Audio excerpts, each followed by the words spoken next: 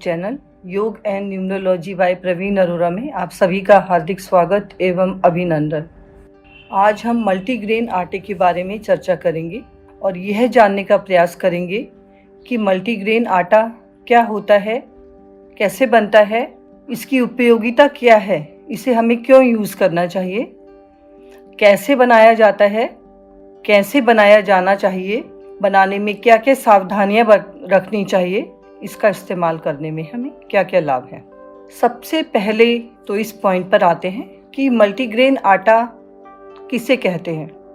जब एक आटे में अन्य अनाज निश्चित मात्रा में मिलाए जाते हैं, पोषण के लिए मिलाए जाते हैं कि वह स्वास्थ्य की दृष्टि से अधिक पौष्टिक हो, तो हम इसे मल्टीग्रेन आटा कह सकते हैं। अनाज विभिन्न प्रकार के हो सकते हैं, जैसे जौ, बाजरा, रागी, चना आदि आदि। अब यह पॉइंट आता है कि क्या उपयोगिता है इसकी, मल्टीग्रेन आटे की क्या उपयोगिता है और हमें इसका इस्तेमाल क्यों करना चाहिए। तो मेरी इस बात से आप सभी सहमत होंगे कि बीमारियां दिन प्रतिदिन बढ़ती चली जा रही हैं और इन बीमारियों के बढ़ने में सबसे बड़ी भूमिका पेट रोगों की होती है। पेट रोगों का एक बहुत बड़ा कारण हमारा दैनिक इस्तेमाल में किया जाने वाला आटा होता है, गेहूं होता है, और ये सभी पेट की बीमारियां आगे चलकर बहुत बड़ी बड़ी बीमारियों में कन्वर्ट होती हैं। आज हम सभी लोगों के घरों में सुंदर पैकिंग में उपलब्ध 5 और 10 किलो की पैकिंग में आने वाला आटा इस्तेमाल होता है, जिसके की शुद्धता के बारे में कितने ही बड़े बड़े दावे किए जाते रहे हों। एडवर्टीजमेंट में इसके बहुत बड़े बड़े दावे किए जाते हैं इसकी पौष्टिकता के बारे में, किंतु सच तो यह है कि यह आटा मैदे की तरह होता है और चोकर रहित होता है, फाइबर रहित होता है, जो कि बहुत सारी बीमारियों का कारण होता है। आपको यह जानकर आश्चर्य होगा कि 1960 से पहले भारत में अधिकांश मोटा अनाज ही इस्तेमाल किया जाता था। मोटे अनाज में जौ, बाजरा, रागी, सोयाबीन आदि। किंतु 1960 के बाद जो हरित क्रांति हुई, तो उसके बाद धीरे धीरे इन मोटे अनाजों का स्थान गेहूं ने ले लिया, जो कि स्वास्थ्य की दृष्टि से बहुत ही नुकसानदायक है। घरों में मोटे अनाज का प्रयोग धीरे धीरे कम होकर ऑलमोस्ट समाप्त हो गया। अब हम मुख्य पॉइंट पर आते हैं कि मल्टीग्रेन आटा कैसे बनाया जाता है। मल्टीग्रेन आटे में विभिन्न अनाजों की संख्या, हमें शायद आप इस बात से परिचित होंगे कि हमारे जो अनाज होते हैं उनकी तासीर, कुछ अनाजों की तासीर गर्म होती है, कुछ अनाजों की तासीर ठंडी होती है। जो गर्म तासीर वाले अनाज हैं उनका प्रयोग सर्दियों में किया जाना चाहिए, और जो ठंडे अनाज हैं जिनकी तासीर ठंडी होती है उनका प्रयोग हमें गर्मियों में करना चाहिए। तो अब मात्रा के बारे में आते हैं कि किस मोटे अनाज की कितनी मात्रा हमें मिलानी चाहिए।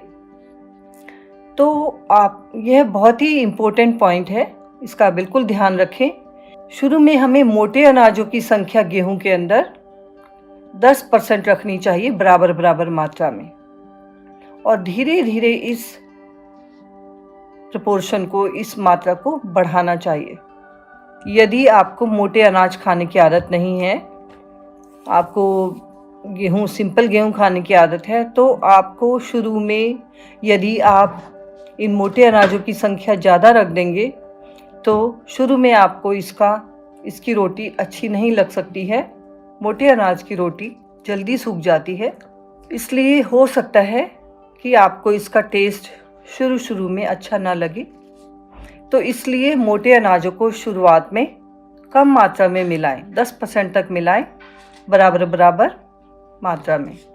अब एक बहुत ही महत्वपूर्ण प्रश्न यह उठता है कि क्या एक ही तरह का मोटा अनाज गेहूं में हम मिलाएं, एक ही तरह का मोटा अनाज हम पूरे साल भर इस्तेमाल करें, या अलग अलग तरह का अनाज हम यूज़ करें।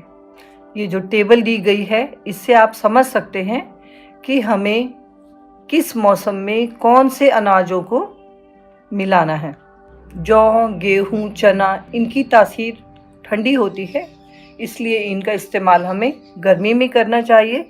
और चना, मक्का, बाजरा, रागी इनकी तासीर गर्म होती है, इसलिए इनका इस्तेमाल हमें सर्दी में करना चाहिए।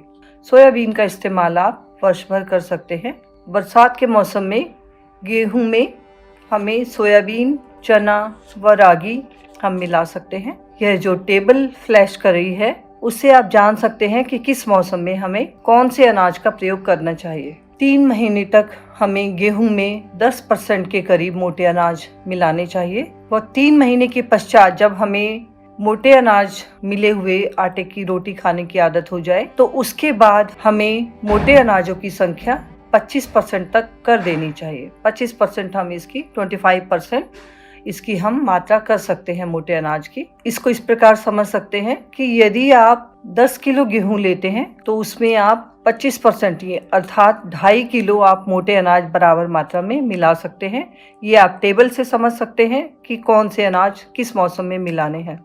और इनको अलग अलग पिसवा के रख ले, वो ज़्यादा ठीक रहता है। उससे आटा जल्दी खराब नहीं होता। जब आप खाना बनाने लगे तो उस प्रोपोर्शन में आप उन मोटे अनाज और गेहूं के आटे को ले सकते हैं। 6 महीने के पश्चात आप 50% गेहूं व 50% मोटे अनाज ले सकते हैं। तब तक हमें ठीक प्रकार से इसके आटे को खाने की आदत हो जाती है, मोटे अनाज को, और उसकी रोटी हमें खाने की आदत हो जाती है। और हम 50% तक मोटे अनाज हम 6 मंथ्स के बाद आटे में मिला सकते हैं। अब मल्टीग्रेन आटा बनाने में कुछ बातों का ध्यान रखना है, कुछ सावधानियां रखनी है। अब मैं उसके बारे में आपको बताने का प्रयास करूंगी। सबसे पहले तो जो फसल जिस मौसम में होती है, जैसे गेहूं, चावल, बाजरा, तो उसे उस मौसम में ना यूज़ करके अगले मौसम में यूज़ करें। जब वो हम कहते हैं, हमने अपने पुराने बुजुर्गों से भी कहते हुए सुना होगा कि गेहूं, चावल आदि जो होते हैं, अनाज जो होते हैं, इन्हें हमें नया नहीं यूज़ करना चाहिए। एक मौसम पहले मंगा के रखना चाहिए और एक मौसम के एक सीजन के बाद उसे हमें इस्तेमाल करना चाहिए। उससे उसकी जो अनाज की जो गर्मी होती है वो समाप्त हो जाती है और जिससे कि वह अधिक लाभकारी होता है। मल्टीग्रेन आटे को गूंदते समय जब हम गूंद रहे होते हैं, तो यदि हम दूध में गूंद लें, आटा दूध में गूंद लें, तो उसकी रोटी अधिक मुलायम बनती है। देसी घी का इस्तेमाल भी हम इस पे कर सकते हैं, उससे भी रोटी जो है, इसकी मल्टीग्रेन आटे की रोटी सॉफ्ट रहती है। एक बात का और विशेष ध्यान रखें कि मल्टीग्रेन आटा यदि आप अनाजों को गेहूं मिलाकर एक साथ पिसवा रहे हैं तो 15 दिन से ज़्यादा का आटा नहीं पिसवाएं, क्योंकि इससे आटा खराब होने का डर रहता है। आइए अब हम मल्टीग्रेन आटे के लाभ जान लेते हैं। चूँकि मल्टीग्रेन आटा हमारे भोजन का एक मुख्य अंग है और इससे बहुत अधिक लाभ है। सबसे पहले तो इससे कब्ज का रोग दूर होता है, पाचन सुदृढ़ होता है व निष्कासन भी सहज होता है। मल्टीग्रेन आटे को छानना नहीं चाहिए, बिना छाने आप इसका इस्तेमाल करें हमेशा, क्योंकि इसमें छानने से फाइबर निकल जाता है, जो कि चोकर या फाइबर निकल जाता है, जो कि बहुत ही लाभकारी होता है।